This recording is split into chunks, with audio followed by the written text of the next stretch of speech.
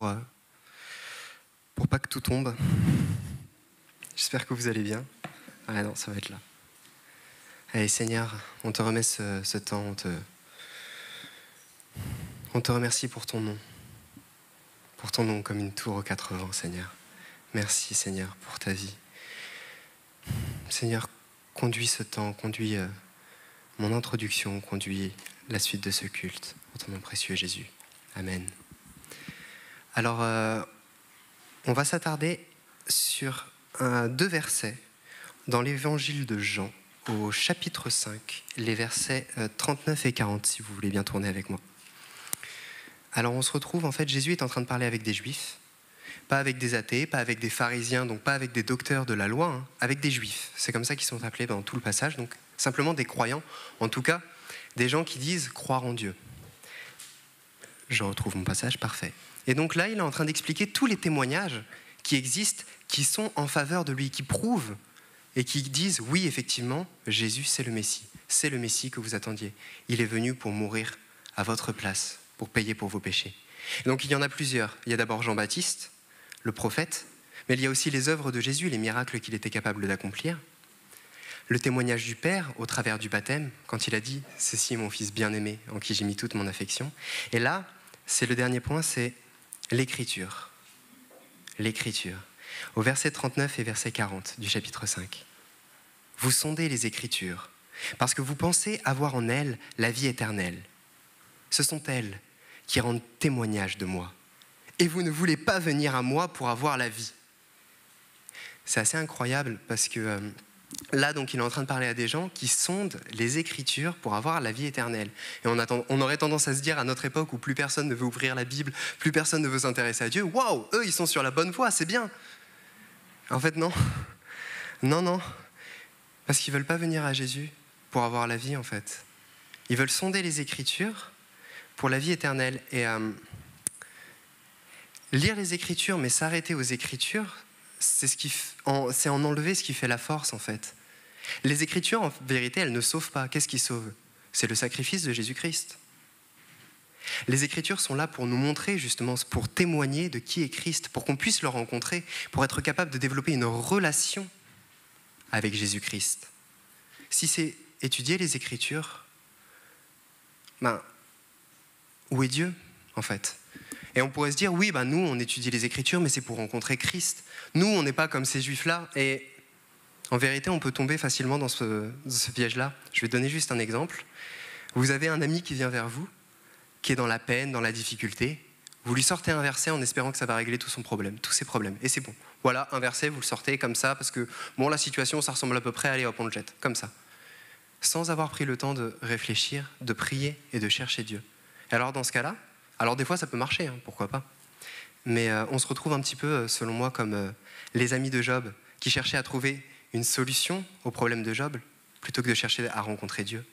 Quand on sort un verset juste pour en faire une référence, un slogan ou une réponse à une question comme ça, on s'intéresse plus aux mots qu'à l'esprit qui est derrière. Qu'est-ce que Dieu veut vraiment nous dire ? Et peut-être que ce sera le même verset, effectivement. Et les Écritures, c'était les mêmes. Les Juifs lisaient la loi de Moïse. Jésus parle de Moïse juste après, effectivement. Et ce problème-là, on le vit tous. On se retrouve tous à un moment ou à un autre, à prendre les Écritures pour les Écritures, et pas pour la personne qui les a inspirées. Et il va d'ailleurs leur dire ne pensez pas que moi je vous accuserai devant le Père. Celui qui vous accuse, c'est Moïse, en qui vous avez mis votre espérance. Car si vous croyiez Moïse, vous me croiriez aussi, parce qu'il a écrit à mon sujet. Et en fait, il parle des mêmes passages, des mêmes Écritures. Mais est-ce qu'on s'intéresse au texte ? Est-ce qu'on s'intéresse aux informations ? Est-ce qu'on cherche des principes ? Ou est-ce qu'on cherche le Dieu qui est derrière ? Est-ce que ces principes sont un moyen de rencontrer le Dieu qui est derrière ?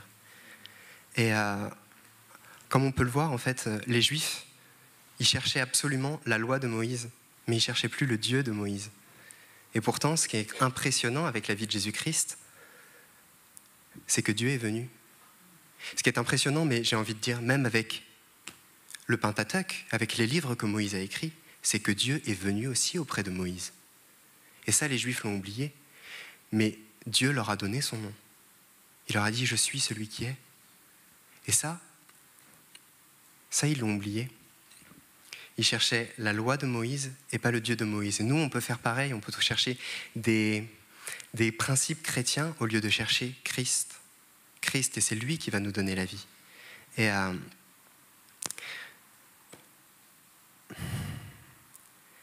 ce qui est impressionnant, c'est que ce Dieu, justement, qui a inspiré les Écritures, il est proche de nous. Alors que la loi, elle est trop loin. La loi, elle est inaccessible, inatteignable. Pourquoi ? Parce qu'on ne peut pas l'accomplir. Parce que quand on essaye vraiment de s'y astreindre, c'est pas possible. La loi est trop haute. Et ce que Jésus vient dire, c'est que Dieu, il est encore plus haut que cette loi-là. Mais il est venu. Alors que la loi restait là, et Dieu qui est encore plus haut parce qu'il est parfait, Dieu est venu. Dieu est venu les voir. Dieu leur propose la vie. Jésus vient et il leur propose la vie.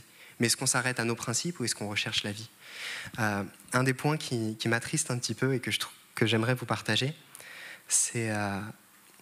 vous savez, l'écriture hébraïque, il n'y a que les consonnes. Il n'y a pas de voyelles à la base. Et en fait, il suffit, quand on connaît la langue, on sait à peu près de quel mot il ressort. Et en fait, au bout d'un moment, comme les gens ne parlaient plus hébreu, ils ont commencé à mettre des voyelles. Parce que il fallait essayer de garder la langue, préserver le sens. Ils ont mis des voyelles partout, sauf au nom de Dieu. Au nom de Dieu que Dieu donnait à Moïse. Pourquoi ? Comme ça, personne ne va pécher et personne ne va utiliser le nom de Dieu en vain. Et c'est louable. Mais qui a donné ce nom ? Qui a dit à Moïse que l'Éternel était celui qui suit ? C'est Dieu lui-même. C'est Dieu lui-même qui a donné son nom. C'est Dieu lui-même qui a introduit Moïse dans cette intimité. Lui dire, tiens, je te donne mon nom. Et je te fais confiance. Oui, peut-être qu'il y en a certaines personnes qui l'utiliseront en vain, mais je te donne mon nom. En Romains 10, 13, vous savez, il est dit « Quiconque invoquera le nom du Seigneur sera sauvé ». Et c'est un peu triste, c'est ce qui se passe un petit peu, j'ai envie de dire, avec les Juifs, avec cette façon de faire où on ne prononce plus le nom du Seigneur. Comment peut-on prononcer le nom du Seigneur si on n'a plus les voyelles, si on ne peut plus le prononcer ? Parce que ça devient une loi, parce qu'on a peur, parce qu'on essaye d'accomplir une loi, au lieu d'essayer de rencontrer un Dieu personnel. Et nous aussi, en tant que chrétiens, on peut oublier, en fait, que Jésus-Christ est personnel. On peut suivre un programme, on peut suivre des directives, des principes, on peut se régaler avec des versets, les sortir quand on en a besoin. Et pourquoi pas ? Mais on n'est pas chrétien pour ça. Si on est chrétien, c'est parce qu'on a rencontré Jésus-Christ. Parce que Jésus-Christ est venu, parce que Jésus-Christ propose la vie et parce que Jésus-Christ veut nous tendre la main et veut juste tout simplement nous dire « Voici mon nom, invoque mon nom et tu seras sauvé. Invoque mon nom, je te donne mon nom, je veux cette intimité avec toi. » Et pour terminer, je trouve ça magnifique. C'est alors que j'étudiais ces passages-là depuis quelques temps, je reçois un message ce matin, une sœur de l'église me partage quelque chose d'extraordinaire, un partage qu'elle a trouvé, et donc je vais vous le lire, parce que je trouve qu'il va bien. N'oublions jamais que nous avons un Dieu toujours prêt à nous écouter et à répondre à nos besoins. Il n'est jamais plus éloigné de nous que la distance d'une prière. Jésus-Christ est à portée de main. La loi, elle est là. Jésus-Christ, il est encore plus au-dessus, mais il est à côté de ceux qui sont affligés. Il est aux côtés de ceux qui sont affligés. Et par une seule prière, on peut déjà être en sa présence. Et il est avec nous. Alors on va prier. Seigneur, merci beaucoup pour ton nom que tu nous donnes, pour la parole qui révèle ton œuvre manifeste, ta puissance active et ta présence dans nos vies, Seigneur. Je te prie qu'on soit capable de te rechercher et de chercher ton nom, de chercher la relation avec toi et pas simplement des principes, Seigneur.